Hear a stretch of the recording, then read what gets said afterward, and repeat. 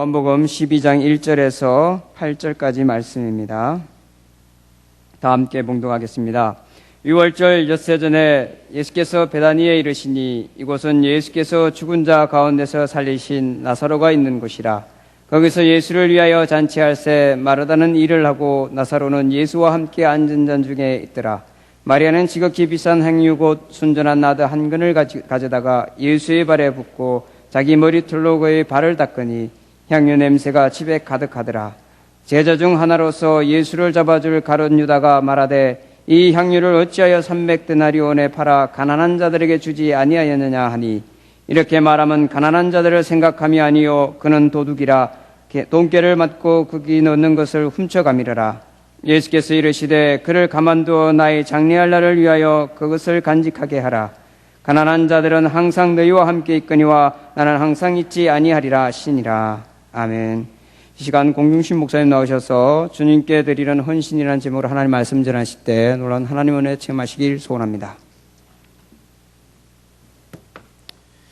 우리 함께 찬양 한 장 하겠습니다. 내게 있는 향유옥합 함께 찬양하겠습니다.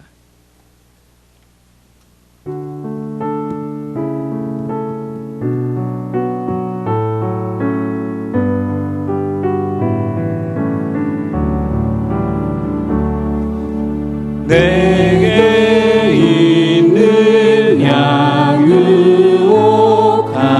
주께 가져와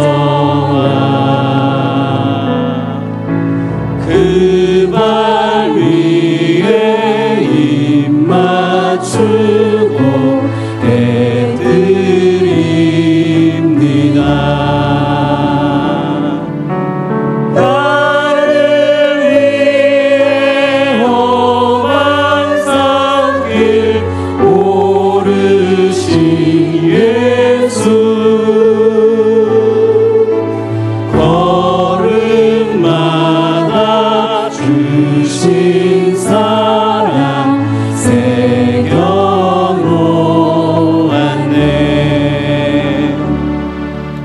할렐루야. 따라하겠습니다. 주님께 드리는 헌신. 사람들에게는 저마다 자신의 생애를 걸 만한 일들이 있습니다. 어떤 분은 자신이 하는 사업에 인생을 걸기도 합니다. 또 어떤 분은 가정에 인생을 거는 분들도 있어요. 또 사랑에 인생을 거는 사람들도 있습니다. 어떤 분들은 또 예수님께 생애를 겁니다. 우리는 이런 일들을 헌신이라고 표현하기도 하고 또 열정이라고 표현하기도 합니다. 그런데 다른 가치관, 우리가 가지고 있는 그렇게 인생을 걷는 일들을 다른 가치관을 가진 사람들이 보면 어쩌면 그것을 낭비로 볼 수도 있습니다. 제가 문제를 하나 내겠습니다. 정말 눈부시게 아름다운 여인이 한 명 있는데 이 사람이 화장을 하는 것, 그것을 경제적인 용어로 무엇이라고 이야기할까요? 정답은 낭비입니다. 아주 예쁜데 못하러 화장을 하겠습니까? 그 화장하는 건 낭비입니다. 그러면 반대로 아주 못생긴 여자가 화장을 하는 건 뭐라고 할까요? 그것도 마찬가지로 낭비입니다. 앞만 찍어발라야 소용이 없습니다. 아마 이 자리에 계신 여자분들의 대부분은 아마 오늘 낭비를 하고 오셨을 겁니다. 각자 해석하기에 따라 다르겠지만 어쨌든 많은 분들이 이런 낭비를 합니다. 왜 낭비 이야기를 하냐 하면 본문 말씀에 나타나 있는 이 사건, 참으로 아름다운 헌신의 사건이지만 그러나 경제적인 원리로 보면 참 큰 낭비의 사건이기도 합니다.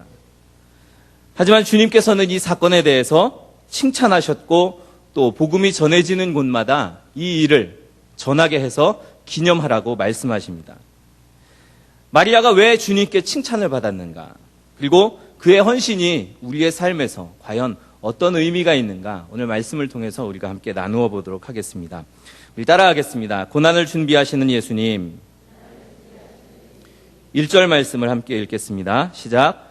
6월절 엿새 전에 예수께서 베다니에 이르시니 이곳은 예수께서 죽은 자 가운데서 살리신 나사로가 있는 곳이라. 자, 때가 기록되어 있습니다. 때는 바로 6월절 엿새 전입니다. 6월절이라는 때를 기록한 이유가 무엇인가? 사도 요한이 왜 굳이 이 말씀 전에 6월절 엿새 전이라는 때를 기록하였는가? 그것은 요한복음 전체의 구조를 보면 우리가 이해하기가 쉽습니다. 요한복음은 절반 정도가 이 예수님의 고난을 향하여서 가는 발걸음, 그래서 예루살렘에 입성하면서부터의 내용이 절반 정도를 차지하고 있습니다. 예수님 생애 가운데 3년간의 공생애 가운데 6일밖에 되지 않는 기간을 가장 많은 부분을 할애해서 그렇게 기록하고 있습니다. 왜냐하면 주님의 고난이 그만큼 중요하기 때문입니다. 다른 복음서에서도 이 주님의 고난까지의 과정, 예루살렘에 입성하면서부터 예수님이 십자가를 지시고 부활하시기까지의 사건을 30% 정도가 되는, 30%가 넘는 그러한 부분을 할애해서 그렇게 기록하고 있는데 그만큼 이 사건이 중요하기 때문입니다. 오늘 말씀 속에서도 예수님이 그 6월절 되기 엿새 전에 일어난 사건이다라는 것은 예수님의 고난을 향하여 가는 발걸음 가운데 첫 시작이다라는 것을 우리들에게 말씀합니다. 예수님께서는 베단이라는 마을로 오셨습니다. 그리고 그곳에는 예수님께서 죽은 자 가운데서 살리신 나사로가 살고 있는 곳이라고 오늘 본문 말씀에 나타나 있습니다. 우리가 이 말씀을 읽으면 어쩌면 베다니에 예수님께서 가셨던 그 집이 나사로의 집이다라고 생각하기가 쉬운데 다른 본문들에 보면 이 집이 나사로의 집이 아니라 문둥병에 걸려서 나병에 걸렸다가 예수님께 치료받았던 시몬이라는 사람의 집임을 우리는 알 수 있습니다. 예수님께서 그 시몬의 집에 가셨고 또 이 베다니 지역을 방문하니까 예수님을 평소에 따르고 사랑했던 이 마리아와 마르다 그리고 나사로도 그 자리에 함께 모였습니다. 그렇게 모인 이유가 2절 말씀에 나타나 있습니다. 함께 읽겠습니다. 시작. 거기서 예수를 위하여 잔치할새 마르다는 일을 하고 나사로는 예수와 함께 앉은 자 중에 있더라. 예수님께서 베다니에 오신 일을 환영하고 또 예수님을 대해서 그렇게 그 예수님을 기뻐하는 그 잔치가 오늘 본문 말씀에 일어났습니다. 거기에 모인 사람들의 목적은 분명합니다. 예수님을 만나기 위해서 모인 것입니다. 시몬은 나병을 고침받은 감동이 있습니다. 나사로는 말할 것도 없죠. 죽었다가 살아난 정말 큰 감격 가운데 예수님을 만나러 왔습니다. 그리고 마리아나 마르다도 그의 삶에 정말 그 큰 경험들을 하였고 또 많은 사랑을 받았습니다. 그런 예수님을 이제 환영하는 잔치가 오늘 본문 말씀에 일어나고 있습니다. 그런데 이 일이 일어나기 전에 어떤 일이 일어났는가를 보면 이 일이 일어났을 때 상황이 어떠한지를 우리가 알 수 있습니다. 오늘 이 12장 본문 앞부분에 보면 이스라엘의 종교 지도자들, 바리새인들과 대제사장들이 예수님을 잡아오라고 수배령을 내립니다. 이제 예수님은 사람들에게 예수님을 적대시하는 사람들의 눈에 띄면 이제 그 소환되어서 대제사장들과 바리새인들 앞에 서야 합니다. 예수님은 수배자입니다. 그런 상황에서 오늘 본문 말씀에 잔치가 열렸습니다. 예수님을 환영하는 잔치. 그것이 아마 사람들에게 기쁘기만 하지는 않았을 것입니다. 걱정하는 마음을 가지고 그 잔치자리에 참석한 사람들은 혹시나 우리가 예수님과 함께 잔치자리에 있다는 것 때문에 불이익을 받지 않을까 하는 불안한 마음도 가지고 있었을 것입니다. 그렇다면 이 자리에 참석한 이들은 정말 예수님을 사랑하고 예수님을 따랐던 사람들이다라는 사실을 우리는 깨닫게 됩니다. 예수님께서 이 자리에 참석하신 이유도 분명합니다. 예수님은 고난의 발걸음을 걸어가시고 있습니다. 십자가를 향하여 걸어가시는 그 발걸음 가운데 오늘 본문 말씀이 기록되어 있는 것입니다. 왜 예수님께서 십자가의 사건을 향해서 걸어가고 있는가? 곳곳에서 예수님께서 그 십자가에 대해서 하신 말씀들을 보면 우리가 분명하게 그 일을 깨닫습니다. 예수님은 이미 제자들과 또 많은 사람들에게 자신이 십자가에 달리셔서 죽으실 것을 말씀하셨습니다. 모든 것들이 예수님의 삶의 지금 현재의 모든 모습이 십자가에 초점이 맞추어져 있을 뿐만 아니라 예수님의 모든 생애가 바로 십자가에 초점이 맞추어져 있습니다. 주님은 삶의 목적이 분명하신 분이었습니다. 십자가를 바라보고 계속해서 걸어가시는 그러한 인생의 발걸음이셨습니다. 그 목적을 한시도 잊지 않으셨습니다. 인기가 하늘을 치솟고 또 많은 사람들이 예수님을 따라다니고 기적들이 일어나고 또 예수님에게 능력이 나타나도 그래도 예수님의 삶의 목적은 무엇입니까? 결코 흔들리지 않는 십자가를 향한 삶, 그것이 바로 예수님의 삶의 목적이었습니다. 두 번째 마리아의 삶을 보면 그는 이 잔치 가운데 정말 중요한 목적을 가지고 참석을 하였습니다. 그 말씀은 우리가 뒤에 더 깊이 생각해 볼 것이고요. 또 한 사람, 오늘 본문 가운데에서 중요하게 다루고 있는 한 사람이 있습니다. 바로 가룟 유다입니다. 가룟 유다도 이 자리에서 정말 분명한 삶의 가치관을 가지고 있는 것이 나타납니다. 그의 가치관은 잘못된 가치관이었습니다. 우리가 이어서 그러한 모든 일들을 함께 생각해 보도록 하겠습니다.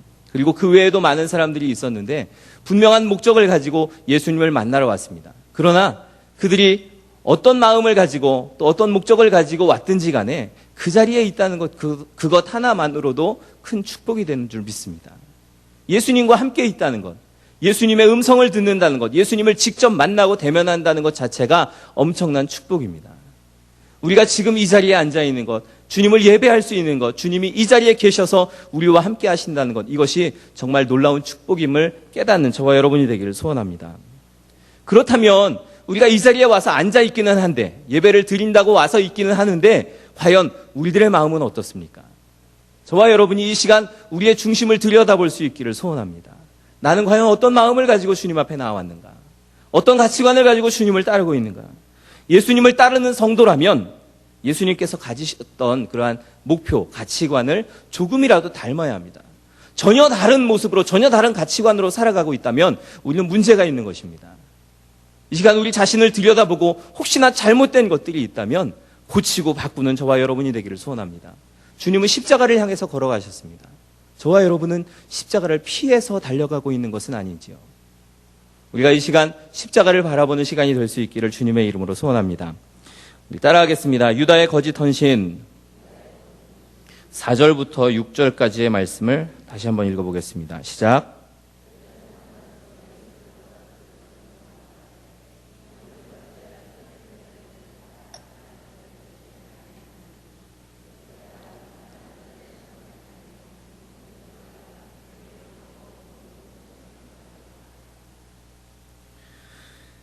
마리아가 예수님께 부은 향유 때문에 온 집안에 향기가 가득하게 되었습니다. 처음엔 사람들이 왜 어디서 이런 향기가 나는가 신경 쓰지 않고 있었을 것입니다. 마리아가 무슨 일을 했는지 아마 사람들은 다 눈치채지 못하고 있었을 것입니다. 그냥 예수님 발 밑에 앉아 있었던 마리아가 예수님의 발에 향유를 붓고 머리로 씻는, 한참 머리로 씻고 있을 때, 닦고 있을 때 아마 사람들은 마리아가 무엇을 하였는지 눈치를 챘을 것입니다. 그 사건을 보고 사람들은 저마다 다른 생각을 가졌을 것입니다. 어떤 사람은 야 정말 훌륭한 일을 하였구나라고 여기는 사람들도 간혹 있을 것이지만 아마 대부분의 사람들은 저게 무슨 일인가 당황하였을 것입니다. 그런데 그 가운데에서 유다가 어떤 반응을 보였습니까? 우리가 이 유다가 보인 반응만으로 보면 우리 6절 말씀에 나타나 있는 이야기가 기록되어 있지 않다면 유다는 옳은 이야기를 한 것입니다. 100번 옳은 말을 했습니다. 예수님의 발에 향유를 쏟아붓고 그것을 그냥 허비해 버리는 게 아니라 차라리 그것을 팔아서 가난한 자들에게 나누어 주는 것, 그것이 옳은 일입니다. 그것이 합리적인 일입니다. 그런데 오늘 말씀 속에서는 그것이 유다가 한 이야기가 옳지 않은 이유가 6절 말씀에 기록되어 있습니다. 그에게는 삶의 분명한 목적이 있었습니다. 그것은 무엇입니까? 예수님을 따르는 것이 목적이 아니었습니다. 예수님의 제자가 되는 것이 목적이 아니었습니다. 예수님을 어떻게 따라오긴 하였는데, 예수님의 제자가 어떻게 되긴 하였는데, 그러나 그의 목적은 예수님을 통해서 자신의 욕심을 채우는 것, 그것이 바로 그의 목적이었습니다. 이 당시에 이 6절 후반부에 나와 있는 말씀에 대해서, 이 내용에 대해서 알고 있는 사람은 그 자리에 예수님 말고는 아무도 없었습니다. 아마 그의 말을 듣고 야 정말 유다는 박애심이 대단하고 정의롭고 휴머니즘적인 사람이고 참 훌륭한 사람이다. 옳은 말만 하는구나 하는 그러한 생각을 하였을 것입니다. 참 매력 있고 설득력 있는 그러한 말로 유다의 말은 들립니다. 그러나 6절 말씀을 읽어보면 그렇게 번드르르하게 이야기하는 유다의 뒷면에는 다른 얼굴이 감추어져 있음을 우리는 깨닫습니다. 그는 그렇게 이야기했지만, 말은, 입으로는 그렇게 이야기했지만 속셈은 다른 속셈이 있었습니다. 아마 이렇게 생각했을 것입니다. 마리아가 그 향유를, 옥합을 깨뜨려서 향유를 다 쏟아버렸을 때 아유 아까워라. 저걸 만약에 그냥 가져왔으면 예수님 이거 예수님의 일들을 위해서 사역을 위해서 써주세요 하고 그냥 가져왔으면 내가 돈꾀를 맡고 있으니까 저걸 내다 팔아서 300데나리온에 팔아서 장부에는 250데나리온 쓰고 50데나리온은 내가 꿀꺽할 수 있었는데 아유 아까워라, 아유 아까워라. 아마 이런 마음이 들었을 것입니다. 그래서 그 자리에서 마리아를 비난하기 시작합니다. 왜 이것을 쓸데없이 허비해 버렸는가? 표면적으로는 옳은 말이지만 그 마음 가운데 있는 의도를 보면 그가 악한 생각을 하고 있던 것을 분명하게 깨닫습니다. 왜 그가 화를 내고 있는가를 우리는 알 수 있습니다. 그런데 참 놀라운 것은 우리 오늘 본문에는 나타나 있지 않지만 다른 본문들에 보면 유다가 이 말을 하였을 때 다른 제자들도 함께 동조하였다는 것을 우리가 알 수 있습니다. 옳은 말을 해서 동조합니다. 그런데 여러분, 우리는 분명하게 깨달아야 합니다. 교회 안에서 논리적이고 옳은 것만이 과연 최선인가 하는 것입니다. 우리는 주님의 일들을 감당합니다. 하나님의 일을 할 때 어떤 때에는 하나님께서 우리들에게 논리적이지 않은 일들도, 내 생각과 다른 일들도 요구하실 때가 있습니다. 그 일에 대해서 우리는 논리적으로 분석하고 이것은 틀립니다, 이것은 아닙니다라고 이야기할 수도 있을 것입니다. 그러나 과연 그것이 최선인가? 그것이 과연 하나님이 원하시는 것인가? 우리는 물어보아야 합니다. 주님이 원하시는 헌신은 무엇이었습니까?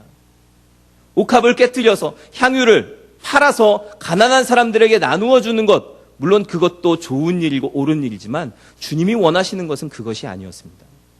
비록 낭비처럼 보일지는 몰라도 주님께 드리는 헌신, 주님 앞에 사랑을 드리고 모든 것을 드리는 것, 그것이 주님이 원하시는 일이었습니다. 만약에 욕심으로 가득 차 있는 사람이, 또 세상적인 소위 말하는 세상의 정의로 가득 차 있는 사람이 마리아를 본다면 이것은 낭비로 보일 것입니다. 그러나 주님이 보실 때 이것은 낭비가 아니었습니다. 참으로 아름다운 사건이었습니다. 예전에 제가 시골 교회 목사로 있을 때 같이 지방에서 목회를 하다가 다른 큰 교회 부목사로 가셨던 분의 이야기를 들은 적이 있습니다. 그분 교회에 연예인, 우리가 뭐 이름을 이야기하면 다 알만한 그러한 여자 연예인이 다니고 있었는데 참 신앙이 좋았습니다. CF 모델로도 많이 활동하고 그런 분이었는데, 가끔씩 이제 CF에 나가면 개런티를 받아서 그것 가지고 많이 헌금도 하고 그렇게 충성하는 사람이었습니다. 그런데 어느 날 CF를 찍고 그 개런티를 받아서 그 개런티 전부를 하나님 앞에 드렸습니다. 헌금으로 드렸습니다. 근데 그것을 남편 모르게 했습니다. 어느 날 남편이 교회를 찾아왔습니다. 목사님을 찾아왔습니다. 목사님을 찾아와서 사무실에서 난동을 피우는 겁니다. 그 돈을 돌려달라고. 그건 나의 동의를 얻지 않고 이 헌금을 한 것이기 때문에 돌려주라고 그렇게 계속 난동을 피웁니다. 그래서 어쩔 수 없이 돌려주었다는 이야기를 들었습니다. 훗날 그 남편도 연예인이었는데 굉장히 어려움을 당하는 모습을 뉴스를 통해서 보았습니다. 그런 모습을 보면서 하나님 앞에 드리는 헌신과 또 그것을 헛되게 낭비라고 생각하는 가치관과 어느 것이 더 귀한 것인가를 분명하게 깨달았습니다. 저와 여러분 마음은 어떻습니까? 주님께 드리는 것, 그것이 우리들의 눈으로 볼 때 어떤 때에는 낭비처럼 보일 수도 있습니다. 그러나 주님께서는 그 낭비를 통해서 주님의 장례를 준비하고 또 정말 큰 사랑을 모든 이들에게 전하도록 그렇게 말씀하셨다는 사실을 우리는 분명히 깨달아야 합니다. 신앙생활할 때 정의와 논리라는 그럴듯한 포장을 가지고 사람들을 속이는 그러한 일들에 우리가 흔들리지 말아야 합니다. 유다는 정의라는 그럴듯한 모습으로 포장해서 사람들을 속이고 흔들리게 만들었습니다. 거기에 동조한 사람들도 생겨납니다. 그러나 주님이 기뻐하시는 것이 무엇인가를 우리는 먼저 생각해야 합니다. 우리가 그렇게 주님께 깨어있지 않으면 세상의 시험에 쉽게 넘어질 수밖에 없습니다. 제자들이 그러하였던 것처럼 그렇게 사탄이 하는 음성에 쉽게 동조할 수밖에 없는 것입니다. 우리 따라하겠습니다. 마리아의 헌신 3절 말씀을 함께 읽겠습니다. 시작. 마리아는 지극히 비싼 향유 곧 순전한 나드 한 근을 가져다가 예수의 발에 붓고 자기 머리털로 그의 발을 닦으니 향유 냄새가 집에 가득하더라. 마리아는 예수님 발 앞에 있었습니다. 마르다와 나사로 그리고 또 마리아는 모두 예수님을 사랑하는 사람입니다. 서로 형제지만 정말 예수님을 뜨겁게 사랑하였던 사람들이고 또 놀라운 기적들을 체험한 사람들이기도 합니다. 그런데 각자의 위치는 다릅니다. 마르다는 이 순간 아주 힘들게 일을 하고 있었습니다. 분주하게 일하고 있습니다. 또 나사로는 예수님 앞에 앉아있는 다른 사람들과 함께 예수님을 접대하고 예수님과 대화하는 그러한 일들을 하고 있었을 것입니다. 그런데 마리아가 있는 위치는 어디입니까? 예수님의 발 앞에 있습니다. 예수님의 발 앞에 있으면서 그곳에서 향유옥합을 깨뜨립니다. 이 위치는 우리들에게 굉장히 큰 교훈을 줍니다. 유대인들에게 발 앞에 있는다라는 것은 그분의 말에, 그분의 말씀에 귀를 기울이고 또 적극적으로 배우기 위한 자세라고 할 수 있습니다. 말하자면 겸손한 자세입니다. 내가 당신이 하는 말대로 하겠습니다라는 그 자세가 바로 발 앞에 있는 것입니다. 성경에는 마리아에 대한 기록들이 여러 차례 나오는데 모든 기록들이 마리아가 예수님 발 앞에 있는 것으로 계속해서 기록합니다. 예수님께서 베다니에 있는 마리아의 집에 방문하셨을 때 마르다는 손님을 대접하는 일로 굉장히 분주했습니다. 그런데 마리아는 예수님 발 앞에 앉아서 예수님의 음성을, 예수님의 말씀을 듣고 있습니다. 마르다가 그것을 보고 예수님께 불평을 합니다. 주님, 제 동생이 저를 이렇게 일하도록 홀로 내버려 둔 것을 돌아보지 않으십니까? 저는 이렇게 힘들고 일하고 있는데 쟤는 저렇게 놀고 있잖아요. 제가 나를 도와줄 수 있도록 좀 얘기를 해주세요. 그런데 그때 예수님께서 무엇이라고 말씀하십니까? 마르다야, 내가 많은 일로 분주하고 염려하고 근심하지만 한 가지 일만 해도 족하다. 마리아는 이 좋은 일을 택했으므로 누구에게도 빼앗기지 않을 것이다. 예수님 발 앞에 있는 것, 물론 예수님을 대접하고 또 모든 일들을 준비하는 것, 재반 업무를 준비하는 것도 중요한 일이지만 그러나 가장 큰 우선순위는 어디에 있는가 하는 것을 우리들에게 보여줍니다.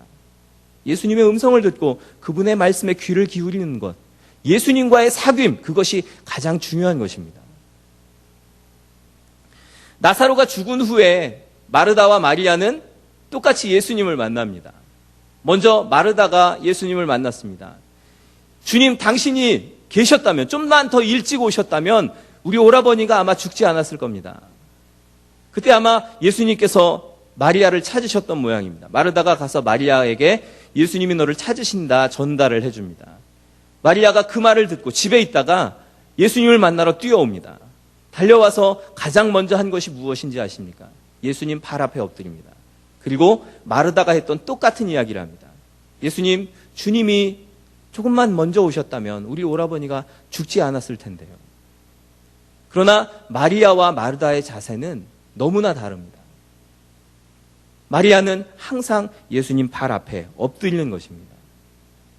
우리는 이 마리아의 모습을 보면서 우리들의 자세가 어떠해야 하는가를 깨닫습니다.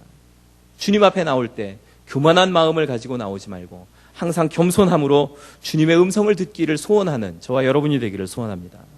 날마다 우리의 삶에서 주님보다 앞장서지 않아야 합니다. 내 생각과 내 주장이 성령보다, 주님보다 앞서지 않아야 합니다. 내 자세는 항상 주님께 대해서 주님 말씀하옵소서, 내가 주님의 말씀에 순종하겠습니다. 순종하고 듣는 자세를 취해야 할 것입니다. 이 마리아의 자세 속에서 우리는 영적으로 승리할 수 있는 비결을 분명하게 깨닫습니다.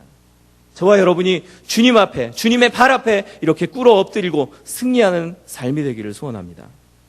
마리아는 지금 예수님 발 앞에 엎드려 있습니다. 그리고 지극히 비싼 나드 한 근을 그곳에서 옥합을 깨뜨려서 예수님 발에 붓습니다. 그리고 자신의 머리카락으로 예수님 발을 닦습니다. 마리아의 그 행동은 모든 이들에게 충격을 주었습니다. 만약에 여러분 생각해 보십시오. 1년 연봉 정도 되는 금액에 향수를 가져다가 발에다가 부어버리고 또 머리카락으로 그 발을 씻어주는, 닦아주는 그 모습, 그것이 과연 정상적인 모습으로 보입니까? 이것은 비정상적인 일입니다. 모든 사람들이 충격을 받았습니다.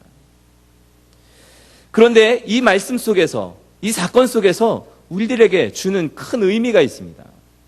첫 번째는 마리아가 값비싼 나드 한 근을 가져다가 예수님의 발에 부은 것입니다.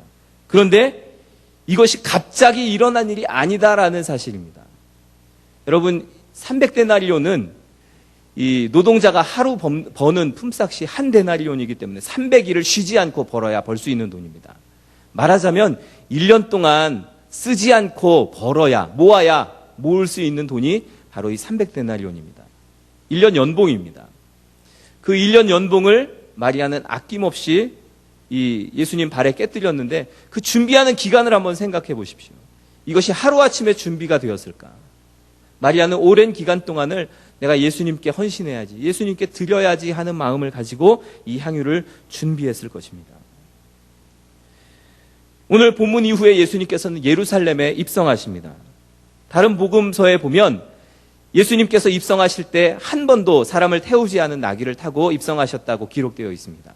그런데 그 나귀는 예수님께서 제자들을 보내시면서 그 나귀를 끌어오면서 주인이 왜 무엇에 쓰려고 그러느냐 묻거든, 왜 그러느냐 묻거든 주가 쓰시겠다 하라, 단지 그 말 한마디만 하라고 말씀하신 그러한 나귀입니다. 주인은 아무 말 없이 그 나귀를 예수님이 쓰시기 위해서 내어줍니다. 우리는 이 사건을 통해서 비록 성경에는 기록되어 있지 않지만 이 나귀의 주인이 예수님께 쓰임받기 위해서 오랜 기간을 마음으로 준비하고 있지 않았는가 하는 생각을 하게 됩니다. 마리아가 오랜 기간 동안 예수님께 드리기 위해서 이 나드 한 근을, 순전한 나드 한 근을 준비하였던 것처럼 예수님께 드리는 이 나귀도 오랜 기간 동안 이 나귀의 주인이 마음 가운데 준비하고 있었던 그러한 헌신입니다. 여러분, 우리가 주님께 드리기 위해서 오랜 기간 동안 준비하신 일이 있으십니까? 우리는 하나님 앞에 드리는 헌신을 너무나 가볍게 생각합니다. 그러나 마리아는 이 일을 위해서 오랜 기간 동안을 준비하고 정말 정성껏 준비했다는 사실을 깨달으십시오. 두 번째, 이 말씀을 통해서 우리가 얻을 수 있는 교훈은 바로 마리아는 아낌없이 향유를 부었다는 것입니다. 여러분, 우리는 힘들다는 핑계로, 삶이 어렵다는 핑계로 하나님 앞에 인색할 때가 너무나 많습니다. 하나님 앞에 드리는 것 아까워할 때가 너무나 많습니다. 사실 우리가 하나님 앞에 드리는 것 많은 부분이 아닙니다. 하나님께 받은 것이 전부인데, 내가 가지고 있는 모든 것이 하나님으로부터 온 것인데 우리는 하나님 앞에 드리면서 굉장히 생색을 냅니다. 내가 조그만 것 드리면서도 무척이나 많이 드리는 것처럼 그렇게 생색을 내면서 하나님께 드립니다. 과연 그 예물을 하나님께서 기뻐하실까요? 마리아는 자기가 가지고 있는 모든 것을 아낌없이 하나님 앞에 드렸습니다. 이 향유를 쏟아부을 때 아끼지 않았습니다. 아까운 마음을 먹지 않았습니다. 그리고 모든 양을, 전부를 이 예수님께 쏟아부었습니다. 이것이 바로 헌신입니다. 내가 가지고 있는 모든 것을 주님께 쏟아붓는 것. 낭비인 것 같이 보이지만 그러나 주님을 위해서 다 드리는 것. 그것이 바로 헌신인 줄 믿습니다. 세 번째로 우리가 얻을 수 있는 교훈은 이 마리아가 이 향유를 예수님의 발에 부었다는 것입니다. 다른 본문에는 예수님의 머리에 부었다라고 기록되어 있는데 머리에 붓든지 발에 붓든지 어쨌든 이 향유를 그렇게 아낌없이 부었습니다. 발에 붓고 또 수건이 아닌 자신의 머리카락으로, 여인에게 있어서 참 아름다움의 상징과도 같은 그러한 머리카락으로 예수님의 발을 닦습니다. 우리는 이것을 가리켜서 헌신이라고 이야기합니다. 마리아는 주님을 위해서 아낌없이 헌신하였습니다. 자신이 가지고 있는 재산을 모두 드렸고 또 자신의 몸도 마음도 주님께 온전히 드렸습니다. 이 300데나리온이나 되는 돈을 마리아가 얼마 동안을 모았는지는 기록되어 있지 않지만 그러나 그가 오랜 기간을 준비하고 정성을 다했음을 우리는 깨닫습니다. 그렇게 한 이유가 무엇입니까? 바로 예수님의 장례를 위해서 준비한 것입니다. 그런데 이 마리아의 통찰력을, 마리아가 가지고 있는 그러한 영적인 눈을 다른 사람들은 가지고 있지 못합니다. 그래서 마리아가 한 행동을 이해하지 못합니다. 마리아의 이러한 헌신, 그것이 특별한 이유는 무엇입니까? 그 안에 주님께 대한 사랑이 담겨져 있기 때문입니다. 물론 오늘 본문 말씀 가운데에는 열심히 일을 해서 헌신하는 마르다도 있습니다. 그리고 예수님을 위해서 잔치를 준비한 시몬도 있을 것입니다. 또 여러 사람들이 그 일을 위해서 도왔을 것입니다. 그러나 마리아의 헌신은 그러한 모든 헌신 가운데서도 참 돋보이고 특별합니다. 그 이유는 바로 사랑 때문입니다. 남자가 여자와 사랑을 할 때, 남녀가 사랑을 할 때 결혼을 하기 위해서는 예물을 준비합니다. 결혼 예물을 준비하는데 가장 귀한 것들을 그렇게 준비합니다. 변함없는 사랑을 위해서 다이아몬드 반지를 준비하는 사람들도 있고 또 여러 가지 귀금속으로 해서 결혼 예물을 준비해서 상대방에게 줍니다. 그 예물을 준비하면서 아까운 마음이 드는 사람들은 아마 거의 없을 것입니다. 정말 자기의 남편 될 사람, 아내 될 사람을 사랑한다면 그렇게 준비하는 것이 모든 것을 다해서 최선을 다해서 준비하는 것이 오히려 기쁨일 것입니다. 물론 나중에는 결혼한 다음에 다 팔아가지고 살림에 보태 쓰지만 그러나 정말 사랑하는 마음으로 준비하는 것, 그것이 바로 예물의 의미입니다. 하나님께서 우리들에게 주시는 사랑도 마찬가지입니다. 모든 것을 정성을 다해서 우리들에게 준비하시고 또 주님의 사랑은 변치 않으십니다. 최고의 것을 우리들을 위해서 준비해서 주시는 것, 그것이 바로 주님의 사랑입니다. 마리아의 헌신, 그것은 바로 사랑이 담겨져 있기 때문에 참 특별한 것입니다. 주님께 최우선으로 모든 것을 드립니다. 유다는 그 일에 대해서 비난하지만 그러나 마리아에게는 그 말이 들리지 않습니다. 유다의 비난이 들리지 않습니다. 왜냐하면 사랑으로 주님께 드렸기 때문입니다. 사람들이 아무리 뭐라고 이야기해도, 사람들이 아무리 비난하고 욕해도 마리아에게는 주님께 드린 이 옥합 하나가 너무나 귀하고 소중한 것입니다. 너무나 기쁜 것입니다. 여러분, 기쁨은 우리가 헌신하는 것에 따라서 달라집니다. 많이 헌신하면 많이 기쁜 것입니다. 마리아는 이 순간 정말 그 마음 가운데 기쁨으로 충만했을 것입니다. 몇 년 전에 인터넷 기사에서 이 자녀가 태어나면서부터 대학교까지 가르치는 데 드는 비용에 대해서 나온 기사를 읽은 적이 있습니다. 얼마가 드는지 아십니까? 몇 년 전이니까 한참 전에 2억 6천이라고 그랬으니까 아마 지금은 더 들겠죠. 대학 등록금도 많이 올랐고 그러니까 3억은 훌쩍 넘어갈 겁니다. 근데 여러분 생각해 보십시오. 우리 중에 누가 자녀들을 바라보면서 야, 저 3억짜리, 야, 저 3억짜리 이렇게 생각하는 분 있으십니까? 자녀를 바라볼 때는 돈으로 생각하지 않습니다. 왜냐하면 그 자녀를 사랑하기 때문입니다. 너무 소중하기 때문입니다. 3억이 아니라 10억, 100억이 들어간다고 해도 그 자녀를 위해서 모든 것을 다 주고 싶은 것이 바로 부모의 마음입니다. 그런 것처럼 이 마리아는 사랑하는 마음을 가지고 예수님께 드렸기 때문에 300데나리온, 우리 같으면 주판을 튕기면서 이게 얼마짜리다 이야기하겠지만 그러나 마리아에게는 그거에 얼마짜리인지가 중요하지 않습니다. 내가 주님께 모든 것을 드렸다는 것이 중요합니다. 아깝지 않은 마음, 그것은 사랑하는 마음 때문입니다.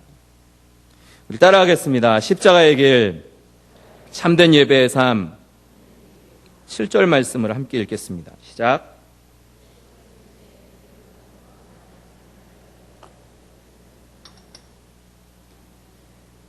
예수님께서는 마리아의 마음을 아셨습니다. 마리아가 어떤 의도를 가지고 이 옥합을 깨트려서 주님께 드렸는지를 분명하게 아셨습니다.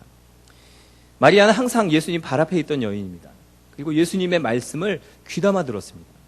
어떤 말씀이든지 하나도 놓치지 않으려고 최선을 다했습니다. 아까도 말씀드렸듯이 예수님은 십자가에 달려서 죽으실 그 일들을 미리 제자들에게 말씀하십니다. 미리 모든 사람들에게 말씀하셨습니다. 그런데 이 일을 기억하고 있는 사람은 누구입니까? 바로 마리아 한 사람입니다. 제자들은 그 말을 들을 때에는 근심하지만 곧 잊어버립니다. 예수님께서 하신 말씀을 그냥 다 잊어버립니다. 그러나 마리아는 그 말씀을 마음에 새기고 있었습니다. 그래서 이 나드 한 근을 준비해다가 예수님의 장례를 위해서 예수님의 발에 쏟아붓습니다. 그 중심을 예수님께서 아셨습니다. 그래서 나의 장례할 일을 위해서 그것을 간직하게 하라라고 말씀하십니다. 할 수만 있으면 내가 주님과 같이 고난받으면 좋겠는데, 주님과 같이 십자가에 달려서 내가 같이 죽으면 좋겠는데 나는 그럴 수 없다는 사실을 마리아는 알고 있습니다. 그래서 어떻게 해서든지 최선을 다해서 주님이 가시는 그 고난의 길을, 주님의 그 장례를 준비하고자 하였던 마음이 바로 마리아의 마음이었던 것입니다. 이와 같은 헌신이 저와 여러분에게 있기를 소원합니다. 8절 말씀을 읽겠습니다. 시작. 나는 항상 잊지 아니하리라 하시니라.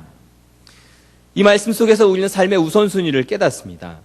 신앙생활의 우선순위가 무엇인가? 그것을 우리는 이 말씀을 통해서 분명하게 압니다. 우리는 구제도 해야 합니다. 착한 일들 많이 하셔야 됩니다. 정의도 실천해야 합니다. 그러나 가장 중요한 것이 있습니다. 구제도 중요하고 정의를 실천하는 것, 교회가 사회 안에서 하나의 역할을 감당하는 것, 그것도 중요하지만 그러나 가장 우선순위가 무엇인가 하는 것입니다. 바로 주님입니다. 하나님을 사랑하는 것, 그것이 가장 우선순위가 되어야 하는 것입니다. 마태복음 22장 37절부터 40절까지의 말씀에 이와 같은 말씀이 있습니다.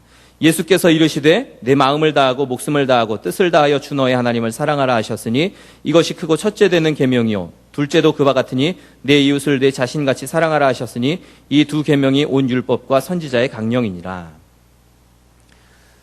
자, 하나님을 사랑하는 것, 이것이 가장 첫째 되는 계명이라고 말씀하십니다. 그리고 나서 이웃을 사랑하는 것입니다. 이웃을 사랑하는 것은 둘째입니다. 그런데 많은 사람들이 교회가 세상 속에서 무엇인가 해야 되지 않느냐 이야기합니다. 그런데 우리는 먼저 하나님과의 관계가 온전히 세워져야 합니다. 마리아는 주님께 대한 사랑을 최우선으로 여겼습니다. 그래서 최고의 것으로 주님께 드렸고 자신에게 돌아오는 비난조차도 두려워하지 않습니다. 이것이 바로 예배이고 헌신입니다. 참된 예배란 주님께 최고의 것을 드리는 것입니다. 아무리 귀한 것을 주님께 드려도 아깝지 않은 것, 그것이 바로 참된 예배입니다. 사람들은 미련하다고 놀립니다. 왜 그런 일들을 하느냐, 왜 낭비하느냐고 이야기합니다. 그러나 개의치 않습니다. 왜냐하면 사랑하기 때문입니다. 저와 여러분이 주님께 늘 헌신하고 더 주님께 예배할 수 있기를 소원합니다. 우리의 인생은 한 번뿐입니다. 그 한 번뿐인 인생을 무엇에 쏟아부으시겠습니까? 저와 여러분이 우리의 이 소중한 인생을 주님께 헌신할 수 있기를 소원합니다. 우리 교회에는 중국과 북한에서 사역하고 있는 가명으로 노바울 선교사님이 계십니다. 이분은 한참 의사로 촉망받을 때 하나님께 부르심을 받았습니다. 그리고 이 중국 땅에 가서 복음을 전하기로 그렇게 결정합니다. 그리고 지금은 북한에도 그렇게 사역을 하고 계십니다. 하나님 앞에 내 가장 귀한, 내 인생 가운데 가장 황금기를 드리는 것, 그것이 바로 주님이 기뻐하시는 일입니다. 내가 실컷 다 쓰고 나서 정말 쓰레기 같은 것, 버려야 될 것, 그것 가지고 하나님 앞에 드린다고 하지 마십시오. 그것 가지고 생색내지 마십시오. 주님 그거 받지 않으십니다. 내 인생 가운데 가장 중요한 부분을 하나님 앞에 드리십시오. 그 순간은 언제입니까? 바로 지금입니다. 내 인생의 황금기는 바로 지금입니다. 지금 결단하고 주님께 드리시기를 소원합니다. 나는 이래서 안 됩니다. 나는 저래서 안 됩니다. 핑계대지 마십시오. 주님이 원하시는 것은 바로 지금입니다. 주님 앞에 온전한 헌신을 드릴 수 있기를 소원합니다. 내가 나중에 돈 많이 벌면 주님께 헌신하고 헌금하겠습니다. 아닙니다. 주님이 원하시는 것은 나중에 돈 많이 벌고 나서 헌금하는 게 아니라 지금 하는 것입니다. 내가 나중에 좀 더 자리 잡히면 주님의 일을 위해서 더 충성하겠습니다. 아닙니다. 주님은 지금 시간이 없지만 그러나 그 시간 가운데, 없는 시간 가운데 쪼개서 하나님 앞에 드리기를 원하십니다. 지금이 우리의 인생의 황금기임을 깨달으십시오. 마리아는 향유 옥합을 주님께 깨뜨렸습니다. 자기가 가지고 있는 가장 귀한 것을 주님께 드렸습니다. 어떤 분에게는 이 마리아에게 향유 옥합이 자식이 될 수도 있을 것입니다. 또 어떤 분은 시간이 향유 옥합이 될 수도 있을 것입니다. 어떤 분은 직장이, 또 어떤 분은 재산이 각각의 향유 옥합이 될 것입니다. 지금 이 순간 그것을 깨뜨려서 주님께 드리십시오. 주님께 헌신하십시오. 이것이 바로 온전한 예배입니다. 그냥 형식적으로 교회에 와서 앉아있다고 나는 예배 잘 드리고 있다 착각하지 마십시오. 주님이 원하시는 것, 그것은 바로 지금 이 순간 나를 온전히 하나님 앞에 드리는 것입니다. 우리가 그렇게 주님께 헌신하고 진정한 예배와 헌신을 주님께 드릴 수 있기를 주님의 이름으로 소원합니다. 우리 이 시간에 아까 찬양했던 내게 있는 향유옥합 함께 찬양하고 통성으로 기도하시도록 하겠습니다. 오늘 말씀을 기억하시면서 주여 우리가 주님께 더 헌신하고 주님의 뜻을 따라서 살게 하옵소서, 순종하는 삶이 되게 하소서. 그와 같은 기도의 제목으로 통성으로 기도하겠습니다.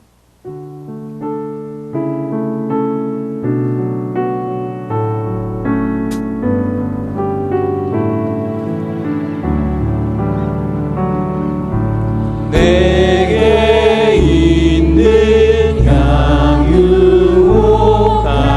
주께 가져와 그 발 위에 입 맞추